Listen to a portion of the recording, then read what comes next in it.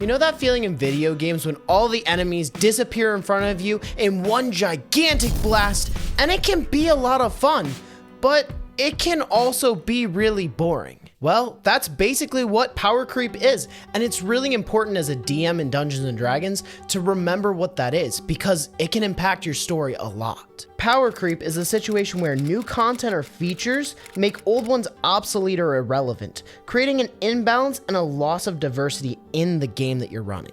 There needs to be a way to impact your players and reward them for the things that they're doing while still making the encounters meaningful and dangerous and exciting. And once you start adding homebrew mechanics, that's where this really starts to get dangerous. And that's why today I kind of want to get into it and talk about how you can kind of stave off this danger. We see this a lot when new books are printed for D&D and they just outscale the old ones, or when you level up and just get something that's objectively better than your past abilities, and when you start adding homebrew, it completely throws it all out of whack. But really, simply, the easiest way to remember it is power creep is anything that would make an old or a low-level mechanic completely irrelevant. You kind of want to avoid that. The good news is there are really three things that you can kind of do to get away from power creep. And those three things are, first, you can build trade-offs and kind of build variety into your game. The second thing that you can do is look at building horizontal progression for your players. And the third, and kind of my most important thing to remember, is having hard or soft caps and diminishing returns so that no mechanic gets way out of bounds. Later in this video, I'm going to get really into these three things and illustrate different ways in which they act and how you can use them with examples. So before we kind of get into that, I really want to talk about why you want to power creep your game, because that's important to understand. And a big term that a lot of people use for this is setting the power curve of your campaign. Are you looking for them to fight this homebrew monster that you've got in your head that is absolutely insane and is going to be a ton of fun? Are you trying to balance it around a player who wants to run a homebrew class or something that just doesn't really fit into D&D's rules?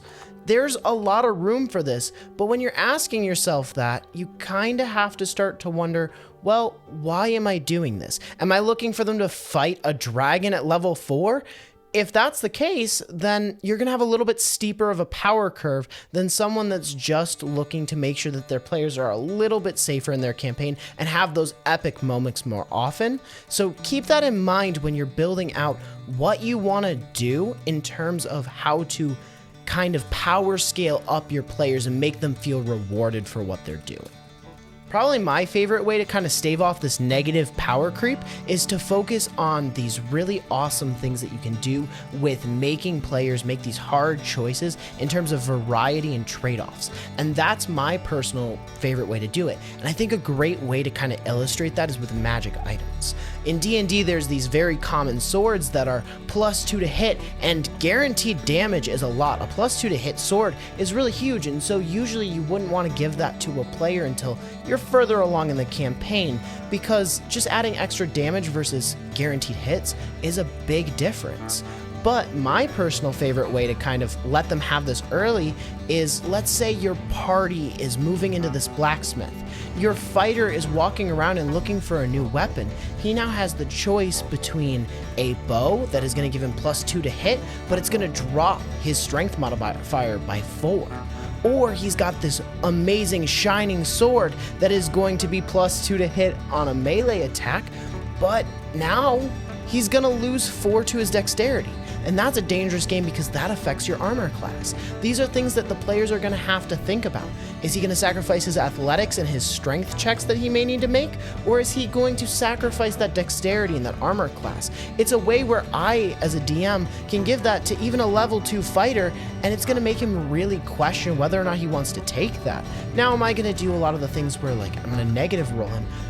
Yeah, I will, because I think that that's what keeps it interesting and makes the encounters feel more dangerous while still giving him more power in the early game to fight those bigger monsters. The second way to kind of stave off this power creep is through horizontal progression. And personally, I found this one to be a little bit more challenging to implement, but it's still incredibly rewarding when I do get off with it. And part of the reason I think it is challenging is D&D already has a lot of very good horizontal progression. Think about all of the subclasses there are and all of the feats. These are great ways to diversify characters and have all of these different options, and they're going to keep one from just being super oppressive. That being said, there are some that are stronger than others, just objectively. Lucky, just to name one, but that even with that one, there's ways to save it off. There's ways to buff other ones to make them more incentivized or to lower Lucky itself.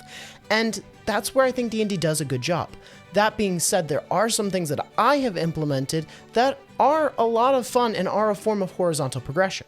A method I've been using for a little bit of time now is making new abilities for all the different subclasses as they go up, making my players have to make different choices. Usually I only make one extra one because this can be a lot of work. And by no means do I mean just sit down and do this all at once. This is something where I only make these other abilities when I have a player running that subclass in my game because I want to take a lot of time to balance them.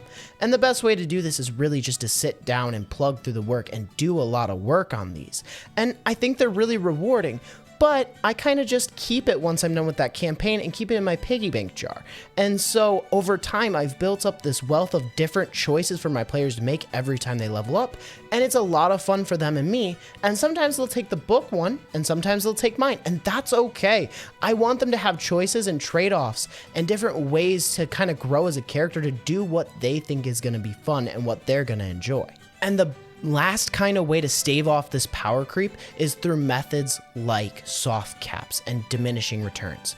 Great examples of soft caps and diminishing returns already exist in D&D. I mean, diminishing returns, for example, XP. It takes more XP to get to each level. So you're not going to be able to fight low-level monsters and get to level 20 super quickly if you only fight goblins. You're going to have to go out and seek new adventures and gain more XP and go after bigger and greater things.